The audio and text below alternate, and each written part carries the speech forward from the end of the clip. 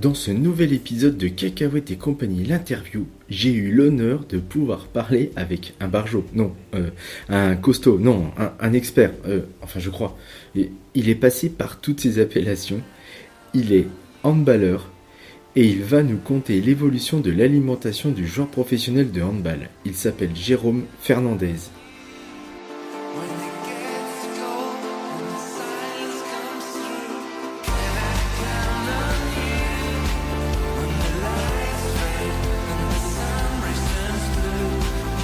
Bonsoir Jérôme, Bonsoir. comment ça va?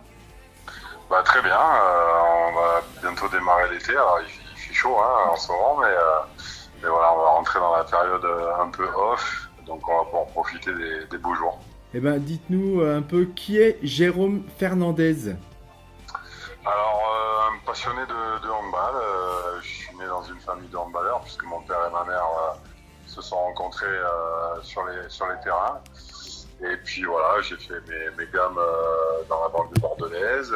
J'ai eu la chance de pouvoir éclore au moment où le handball est devenu professionnel. Oui. Donc j'ai pu en faire mon métier à la fin des années 90, on va dire. Et voilà, et donc j'ai joué pendant un peu plus de 20 ans au plus haut niveau français. Pendant 18 ans, j'ai eu la chance d'être sélectionné en équipe de France. Et voilà, j'ai vécu une très très belle carrière, une très très belle période du handball français et de l'équipe de France. Alors déjà, on vous remercie parce que oui, vous avez été dans toutes les grandes compétitions. Vous avez gagné les euros, vous avez gagné trois compétitions d'Europe, 4 championnats du monde. Vous avez aussi 2 Olympiades. Oui, c'est ça. Alors je compte que celles qui sont gagnées, parce qu'il y a toutes les autres, Oui, toutes ouais, les médailles il y a de eu, bronze. plus d'une vingtaine de compétitions jouées en 18 ans. Ouais. Et ce qui a été génial, c'est que j'ai eu la chance de côtoyer plusieurs générations, notamment celle des barjots, Oui. et du coup de voir l'évolution de mon sport en étant à l'intérieur en fait de l'équipe, quoi. Et vous avez terminé capitaine. Alors oui, j'ai eu la chance d'être nommé capitaine à la fin de 2008 suite à la retraite d'Olivier Giroud. Et ça a duré jusqu'à ma dernière sélection, donc fin 2015, donc ça a duré quand même pendant 7 ans. Et sur cette période-là, j'ai eu la chance de soulever 6 trophées, donc c'est C'est énorme. exceptionnel. C'est énorme. Bravo, bravo. Et merci de nous avoir fait vivre tout ça. Oui, après nous, on vibrait ensemble avec à chaque fois l'envie de faire au mieux, de rendre bien évidemment nos proches fiers, et surtout de permettre à notre sport de sortir un petit peu de l'anonymat. Et je pense qu'aujourd'hui, le handball est à sa juste place. Oui, tout à fait. Alors, du coup, on va avancer un peu. On va parler de ce qui m'intéresse. Donc, c'est le côté alimentation. Donc, expliquez-nous un petit peu, en tant que pro, en tant qu'équipe de France, comment ça se passe, l'alimentation en tant que joueur professionnel. En gros, on nous explique dès la sport-études ce que l'on doit manger pour pouvoir avoir suffisamment d'énergie pour les entraînements et les matchs, et puis surtout les créneaux horaires auxquels il faut qu'on mange pour pouvoir ne pas s'entraîner sur la digestion ou pouvoir vraiment être au mieux pendant l'effort. Et après, chacun adapte son alimentation par rapport à ses besoins. Quand on est arrière, pivot, gardien de but, on adapte aussi les choses parce que on fournit pas les mêmes efforts. Il y a des joueurs qui ont besoin d'être plus endurants, d'autres plus explosifs. Les gardiens ont besoin d'être concentrés tout au long du match sans forcément avoir à courir. Donc voilà, après chacun fait un petit peu son régime à sa sauce. D'accord. Et surtout le but, c'est d'être efficace quand on est dans l'effort et de pouvoir bien récupérer après l'effort. D'accord, ok. Donc ça, c'était expliqué, en gros, depuis le pôle, en gros. Oui, exactement. Depuis le lycée, on va dire. D'accord. Après, je vous cache pas que ça reste un sport collectif et que Oui, pour nous, la j'imagine. dimension physique n'est pas forcément la plus importante parce que voilà, il y a une dimension tactique, il y a une dimension technique et qui sont vraiment importantes pour le jeu collectif. Bien sûr. Mais néanmoins, si on veut éviter les blessures, durer pendant sa carrière, eh bien forcément, au fur et à mesure, on apprend à mieux s'alimenter et à être beaucoup plus efficient. Parfait. Et du coup, est-ce que vous, en tant que professionnel, bah, déjà, vous avez été longtemps, 18 ans en équipe de France, est-ce que dans les années 90 et dans les années 2010, est-ce que vous avez vu, vous, des évolutions? Ah oui, j'ai eu d'énormes évolutions parce que dans les années 90, on peut pas dire que l'hygiène de vie était la priorité des athlètes. Mhm. C'est venu, on va dire, au milieu des années 2000. Et après, c'est allé crescendo. Et aujourd'hui, on se retrouve avec des générations qui font très attention à leur alimentation, alors que c'était pas le cas il y a 25 ans. Donc, il y a eu une véritable évolution grâce au professionnalisme Oui, de notre sport. Et c'est vrai qu'aujourd'hui, on a un fonctionnement qui ressemble beaucoup à ce qui peut se faire dans le rugby ou dans le football. bien sûr. Et du coup, alors, ça ressemblait à quoi quand vous êtes arrivé en équipe de France, concrètement? Ben, concrètement, on avait des régimes alimentaires assez stricts, du style viande blanche sans sauce, des pâtes sans huile ou sans beurre, voilà, des choses comme ça. Mais après, les joueurs trichaient, donc ils allaient souvent s'alimenter autrement à côté. D'accord. Et puis, il y a eu une évolution quand même par rapport à ça de la part du staff, notamment à l'arrivée de Claude Onesta, où là, en fait, on se retrouvait avec des buffets où il y avait un petit peu de tout. Il y avait du poisson, de la viande, des crudités, des fruits, des sucres lents, des légumes, etc. Et en fait, chacun était libre, entre guillemets, de s'alimenter comme il en avait besoin. De temps en temps, on avait même droit à des extras. Hein. Il y avait des petites parts de pizza, il y avait quelquefois des fruits de mer, etc.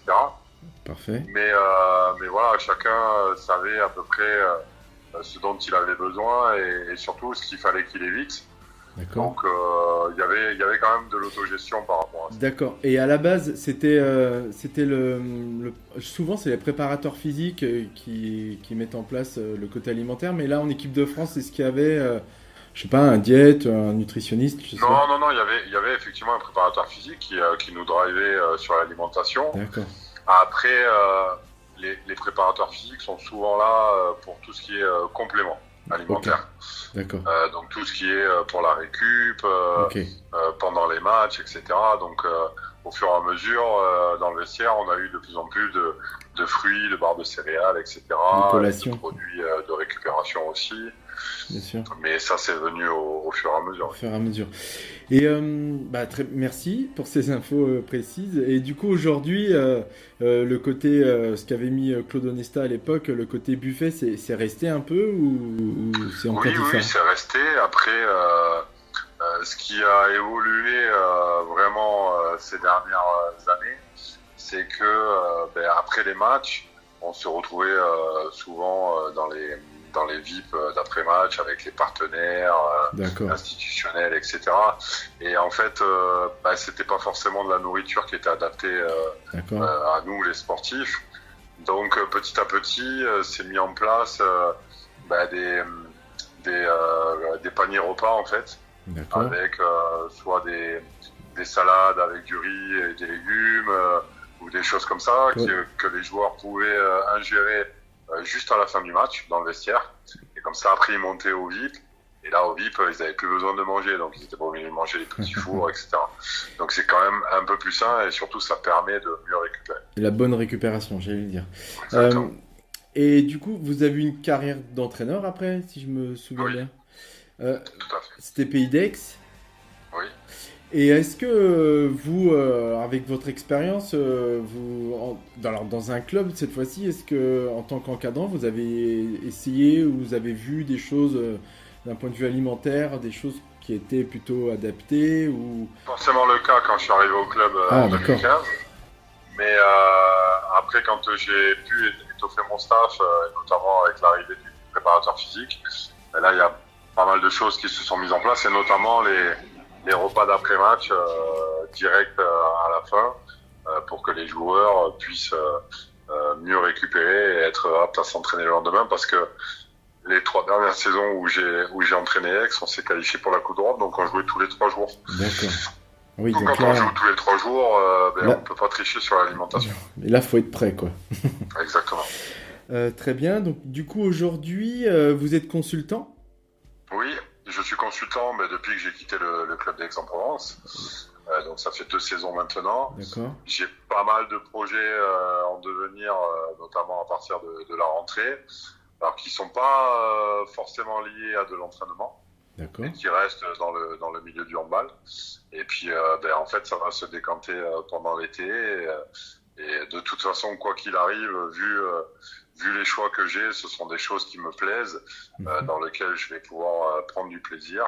Et je pense que voilà, ça va venir encore compléter, entre guillemets, mon panel de choses que je vais pouvoir maîtriser à l'intérieur de ma discipline. D'accord. Du coup, vous êtes consultant, on n'a pas dit, mais c'est sur Eurosport, non? Sur Eurosport, exactement, c'est pour commenter les matchs de Ligue des Champions et d'European League. Très bien. Bah, écoutez, merci. Merci pour ces petits Merci à vous. éclaircissements. Je vous souhaite que du positif pour tous vos projets. Et, Merci je vous souhaite un bon été et puis profitez bien de votre petite famille et tout ça. Ça marche, merci beaucoup et bonne continuation. Merci. Au revoir, Jérôme. Merci, au revoir.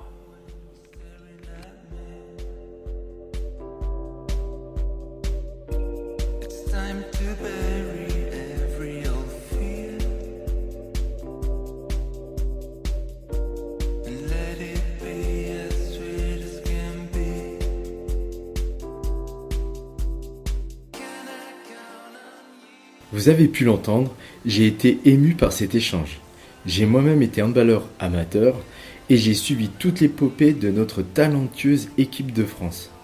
Ici, Jérôme nous explique que l'évolution de l'alimentation était primordiale dans les années 2000 afin de prévenir les blessures avec une alimentation qui permet de récupérer convenablement. Les clubs ont bien compris que les petits fours des salons VIP ne correspondent pas à une bonne récupération. Pour ceux qui ont besoin de conseils précis, je ne préconise de ne rien manger après l'effort ou juste de l'eau afin de le réhydrater et le réminéraliser. La transpiration nous fait perdre beaucoup de minéraux. Puis 45 à 1 heure plus tard, environ, il est conseillé de consommer des aliments peu ou pas transformés, comme les produits céréaliers tels que le riz, comme nous l'explique Jérôme pendant l'interview, une portion de protéines et enfin des légumes et des fruits.